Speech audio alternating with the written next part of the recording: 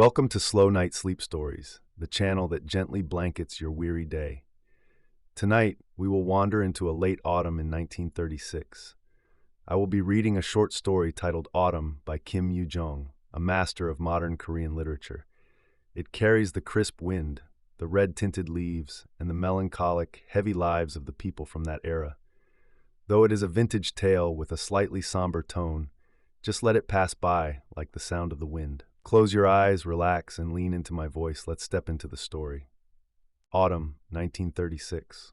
Author, Kim Yoo-jeong. If I end up having to go to the police substation, there might be some responsibility on my part. But honestly, no matter how much I reconsider it, I don't feel the slightest bit responsible. Bachman sold his wife, this part is quite important, directly to the cattle dealer with his own hands. It was absolutely not that I lured his wife away and sold her, or that I enticed Bachman to collude with me to sell her off. As everyone in our village generally knows, Bachman is not the kind of guy to fall for someone else's tricks. Although he and I live separated by just a single wall and get along without any formalities, he has never once opened up his heart to me. Actually, is it just me? If any of his friends ask him something, he is the kind of guy who would answer with at most 3 words. He is a guy who wears an annoyed look, always has a scowl, the character Twun wrinkled on his forehead, and is constantly dissatisfied with the world. It was so bad that a while ago, his wife came to our place crying and complaining. She said that when there's nothing to eat, that damn man doesn't even think of finding a way to get by, but just sits blankly in the corner of the room like a Buddha statue. She hated that fatty for sitting blankly, but hated him even more for not saying a single word to relieve her frustration. Yet, despite this, the wife would go around borrowing provisions, consistently honoring and serving her husband. To say that I enticed such a Bachman makes absolutely no sense. If there is only one sin I committed, it is merely that I wrote the bill of sale for him as a scribe that day. After eating lunch, as I was sitting on the dirt floor of the porch twisting straw ropes, Bachman came looking for me. Holding a piece of paper fluttering in the wind in one hand, he stopped right in front of me and said, "Hey, do you know how to write a contract?" "Why a contract?" "Well, you see," he said, hesitating to answer with an awkward face. Perhaps he felt uncomfortable speaking because there were several other people nearby. However, since I had quietly heard something from him a few days ago, I quickly caught on, thinking, "Oh, it must be about his wife." I dragged him outside the brushwood gate and whispered into his ear, "What happened with your wife?" "Yeah." Answering with just this short word, he rolled his large eyes and seemed to think for a moment before saying, "It's been decided to sell her to the cattle dealer who lives across the water. Jason's family, the tavern, introduced him, and he's at the tavern right now, but they keep saying a contract needs to be written. But there has to be someone who knows how to write one, so I told them to wait a moment while I get you to write it and come back. You went to school for a bit, so you'd know how to write it, right? But do I have ink or a brush at my house? Then just come with me anyway." It was late autumn, with red leaves dipping into the clear stream and a chilly wind blowing up and down.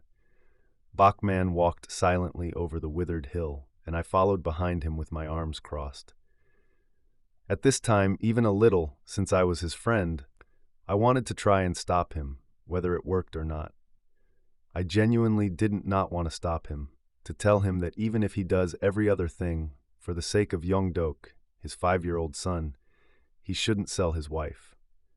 However, since I couldn't feed him myself, it was hard for me to just casually chatter this and that about someone else's business. Rather than starving together, the wife could go somewhere else and eat well, and the husband could eat well with that money. Couldn't things work out like this too? Walking behind Bachman, I realized that my own worries were actually much bigger. After farming all year, threshing and pounding the grain, my share was only about 2.5 mal of rice. Of course, compared to Bachman, who couldn't even cover his day, BTS after deducting his share, I might be slightly better off, but thinking about my family surviving the whole winter on this made my future look bleak and completely dark. Should I try gold mining this winter? Or perhaps learn how to play cards and chase around gambling houses? Even that would require capital, but I have no money, and unlike Bachman, I don't even have a wife to sell. In our house, the only woman is my sick mother, but even though she's old, I'm a bit ashamed to say, my father is still around, so I can't do as I please with her. Lost in these thoughts, there was no room for me to tell the annoying Bachman not to sell his wife or what to do. I was only left with the useless regret of, if I had married early, I could have sold her off at a time like this.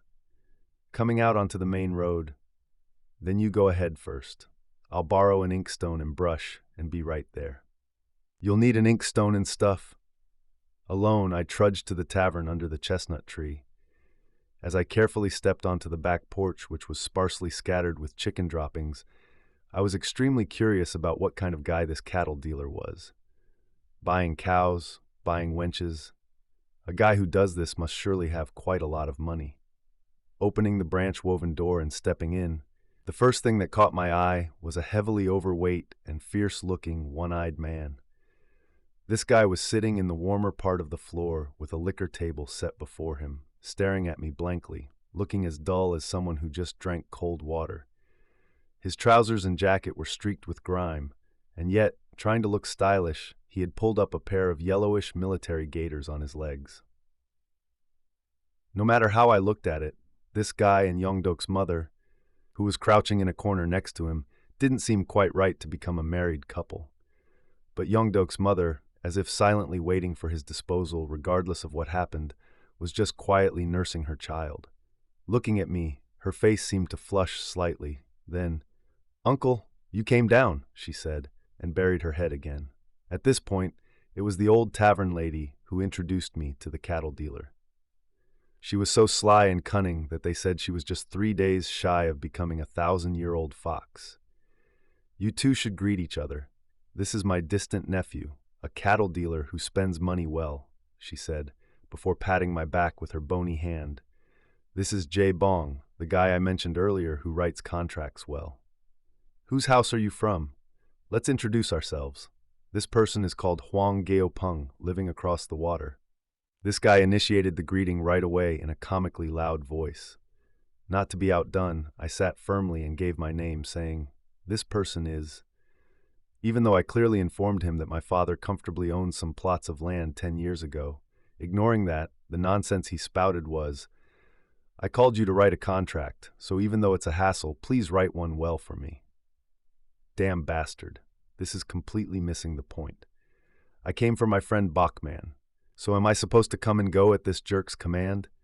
Thinking, this bastard is quite arrogant, I frowned and turned my head away, but when he said, "First, have a drink," I couldn't exactly refuse to quickly take it with both hands. By the time Bachman rushed in panting with his smileless face, I had already been treated to 3 drinks. With slightly tipsy hands, I grabbed the worn-out brush and drew up the document according to the cattle dealer's demands. Bill of sale. The sum of 51. I hereby duly acknowledge receipt of the above sum as the payment for my wife. October 20th, year of Gapsul. Joe Bachman to Hwang Geo-pung. When I had Bachman stamp his thumbprint on this, he said, "Let's hear you read it once." Then he stared at me suspiciously for a while, pondering something before saying, "Is that it? What if later on her ancestors bring money and ask to take her back? What then?" He rebuked me with his eyes wide open. Wasn't this guy applying the habits he used at the cattle market right here? It was so ridiculous that I just stared at him dumbfounded, but Bachman beside me told me to write it down as he asked. "No matter what happens, I swear not to ask for my wife back." Only then did the large wallet, its neck hung by a frayed pouch string tied to his vest buttonhole, finally move. He pulled out a wad of grimy 1-1 paper bills, continuously licking his fingers to count them forwards and backwards. Then he held them upside down and counted them respectfully again while licking his fingers. Even though he had counted them dampening them with saliva this much, Bachman began to respectfully apply saliva to them once again. Perhaps paper money lasts longer when you apply saliva to it. If I had taken even a penny of commission from this, I'd really be cursed. It was the old tavern lady who snatched away 10-1 in commissions at a whopping 5-1 per share. I just had a few drinks treated to me, and what's more, it was me who went out to see off the cattle dealer. No, Yeongdok's mother, as far as the public cemetery hill 5 away. Looking down at the winding mountain path from the top of the hill, my heart felt rather uneasy. Thinking about her being sold off after living together in the same village made it feel completely unlike someone else's business. Furthermore, the wind was very cold, yet seeing her shivering in her unlined single-layer jacket was pitiful. Young-dok's mother, have a safe trip. Uncle, stay well. Leaving only this one phrase, she took the lead and fluttered down the lower path. She hurried as if she were naturally departing on her rightful path, showing not the slightest hint of regret. And what really astounded me was that even Bachman, standing behind my back, didn't utter a single word of farewell. Standing stiffly like a totem pole, wasn't he just blinking his eyes? Son of a bitch, even if they lived together for a day, she's his wife, and this is the wife he worked like a cow for nearly 10 years. Truth be told, the reason he hadn't starved to death until now was all thanks to this agreeable and sociable wife. But not a single word of parting. Son of a bitch, I thought, finding him incredibly detestable. Held tightly in his father's arms, Young-dok was crying fiercely in a fit. He called out for his mother, who went far away, pounded his father's chest with both fists, got smacked once and flinched. Then, after a little while, he would start again. The cattle dealer, his face flushed heavily with alcohol, chattered nonsense as he pleased for a while, then said, "Friend, I owe you a lot. I'll repay you next time," giving a rather uncool parting greeting. Then, as he waddled down the hill, he tripped over a protruding rock, and his fat body went rolling over and over. If it weren't for the branch of a pine tree jutting out midway, he would have fallen down the cliff and burst open. Fortunately, he brushed himself off, stood up, and smacked his lips. Feeling a bit embarrassed, he looked back at us, smiled awkwardly once, and by the time he started walking again, Young-dok's mother had already crossed over one mountain. Didn't this cattle dealer who left like that drag me along to go to the police substation 5 days later? He was scammed by Bachman, but he takes out his frustration on me. If it had been a leisurely time, it might have been one thing, but he wouldn't listen when I spoke nicely to him while I was busy scooping out manure. So I naturally got irritated too, and in my anger, I forcefully shoved his chest. He plopped down onto the grass, got up, and this time grabbed me tightly by the collar, dragging me like handling a cow. If I had taken a commission, or if I had introduced him to Bachman, then maybe I'd understand. Aside from writing the contract and getting a few drinks, what sin do I have? According to the guy's words, on the 4th day after Young-dok's mother went there, which was the night before last, she disappeared while they were sleeping. He waited eagerly until his eyes almost popped out, hoping she would return when day broke, but she didn't come back at all. Today, he searched everywhere since the crack of dawn, and finally realizing that we had colluded to scam him, he came looking for me. He shoved his one-eyed face at me and gnashed his teeth, demanding I tell him where his wife went, or else he would die alongside me. "Are you saying I sold her? What are you planning to do by grabbing me like this? Bachman ran away, so you must know where he went, right? You guys colluded and screwed me over, you sons of bitches." "No, how do we know right now if Bachman ran away, or if he went somewhere because he had business to attend to?" "Don't even say it. I heard everything from the tavern lady, everything. Trying to trick me again, you bastard." And after slamming me down onto the rice paddy ridge once, he dragged me again before I even had time to brush off the dirt. He said the tavern lady told him to go to me, saying I would know where Bachman went. It was obvious she shifted her responsibility to me because she didn't want to return the commission she ate up. With things turning out like this, to the cattle dealer's ears, it sounded exactly as if I had enticed Bachman to sell his wife and secretly taken a cut behind his back. To be fair, Bachman also disappeared somewhere the night before last, the very day his wife went missing. Whether he really ran away or went to visit relatives for some business, I don't know the details. However, he was the one who went around the village and paid off in cash all the petty debts like provisions and small amounts of money his wife had borrowed. He didn't commit any crime sufficient to make him run away. Maybe he went to drop Young-dok off at his uncle's house, finding it pitiful to watch the boy throw a tantrum calling for his mom every night. When Bachmann came to my house in the evening, he was heavily intoxicated, wherever he had been drinking. Coming into the inner courtyard, he offered a bottle of melancholic and said, "Here, drink this." "Why did you buy this?" "Anyway, I was feeling hungry, thanks." I went down to the kitchen and brought out a cup and a piece of pickled radish. Then the two of us sat on the edge of the dirt floor and began drinking.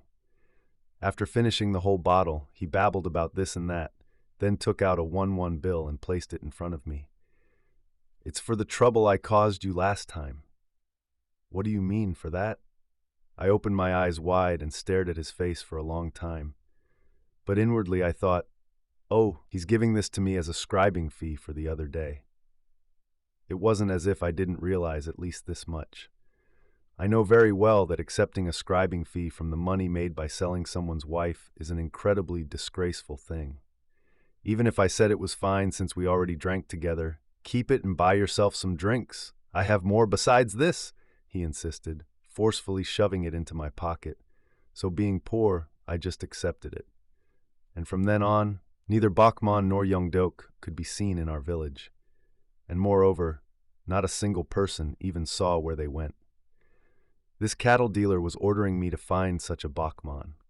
Dragged along with my collar choked tight enough to make it hard to breathe, the village people gathered to watch, making my face flush hot as if I were guilty of a crime I didn't commit. By the time we reached the large stream, perhaps feeling a bit embarrassed himself, the guy stealthily let go and just kept walking. If I had resisted, he would have gotten worked up, cursed, and twisted me around, but since I obediently followed along, there was no need for him to do so. As long as we made it to the police substation according to his wish, that was enough. He walked about 10 one in front and one behind, without saying a word. Since it was a deep mountain path, there were no people, and the mountains ahead and behind were dyed in red and yellow hues, with dead leaves occasionally fluttering down with a whoosh. In the setting sun slowly sinking down, the distant peaks turned purple, and their reflection made even the sky appear reddish. From the rugged rocks, stones would occasionally roll down, stirring the clear water of the puddle, and the plop sound was truly lonely. From this mountain, a male pheasant fluttered. From that mountain, a female pheasant fluttered. And amidst that, this cattle dealer guy and I trudged along slowly and awkwardly. As the guy huffed and puffed up another hill with his fat body, out of breath, his anger had completely vanished by then. Plonking himself down on the grass, he caught his breath, pulled out a cigarette, and whatever moved him, said to me, "Your legs must hurt. Let's sit and rest," he said, warmly striking up a conversation. I sat next to him, smoking the cigarette he offered, and asked. We still had 15 rye left to the substation, so we wouldn't make it before dark. "I was really out of line earlier. Don't mention it. But honestly, don't you have any guess where Bachmann went?" "I can't say for sure, but it's likely he went to his uncle's house in Deoknengi." At this, the guy was so delighted it seemed he would have a seizure, bringing his one eye close and blinking rapidly. And his whimpering sounded as if it wasn't the lost money he regretted, but the fact that it was hard to find a woman like that again. After all, as a widower, he had been planning to bring in a pretty wife to have her run a tavern. Well, having tried it this time, she was not only good at business, but also a splendid woman as a wife. Truth be told, though he only lived with her for a few days, he had never seen a woman who clung so affectionately to her husband and grew so deeply attached. That's why he gladly bought her clothes made of artificial silk and brought in ribs to grill and feed her, didn't he? Wanting to find her, even if it means spending extra money, is because he misses her. He absolutely has no intention of asking Bachmann for a refund. So without worrying at all, please tell me all the places Bachmann might have gone.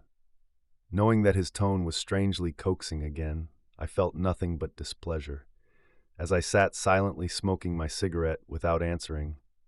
Seeing as they disappeared on the same day, didn't the two of them scheme and run away together? How could people who are 40 apart scheme or anything like that? When I jumped up and scolded him like this, he showed a look of temporary despair and said, "No, I mean just hypothetically. If it's Bachmann, wouldn't he at least know where his wife went?" he begged in a whining tone, like a child who had been scolded. Was this lovesickness too? The guy who acted so high and mighty earlier now couldn't make a peep in front of me. Anxiously trying to read my face, hoping to hear some promising words, he asked, "Do you know where the uncle's house in Deoknangi is?" "My uncle's house is also in Deoknangi." "Then let's go back down today, have some drinks, and leave together early tomorrow." "Let's do that." Hating to talk any further, I dismissed it with a snort and stared at the distant western sky. As the sun just set, the mountain valley was covered in a brilliant five-colored evening glow. The mountain peaks literally turned into blazing balls of fire, displaying an anger-filled majesty. And what could be heard faintly was the sound of dead leaves falling right above our heads. Crouched down with his eyes closed, the cattle dealer seemed to be formulating tomorrow's plans. But no matter how much I thought about it, I didn't think Bachman would be at his uncle's house in Deoknangi. Just like the colorful sunset and the sound of falling leaves, the bitter tales of the past gently fade away. Leave the cold winds of that era behind in the story and focus on the safe, warm comfort of the bed you are resting in now. You've done wonderfully today. Let go of all your complex thoughts and drift into a deep, peaceful sleep. Good night and sweet dreams.